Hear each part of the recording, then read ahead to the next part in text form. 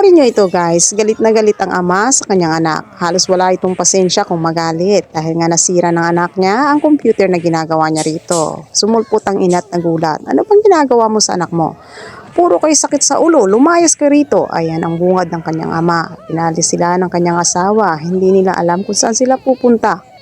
Umuulan pa ito. Pumunta sila sa kanilang lumang bahay ngunit walang dalang kahit na ano. Binuksan niya ang wallet ngunit walang laman ito. Pumasok ito ng trabaho para may kikitain sila at may panggasto sa araw-araw. Sumahod ito at tuwang-tuwa sila. Namili ito at binilihan niya ng magandang damit ang kanyang anak. Magkasama sila sa hirap at ginhawa. Masaya naman silang nagsasama.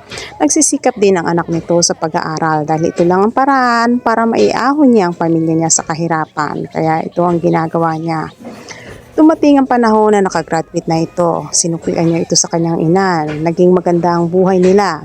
Dumating ang ama at nagsisisi.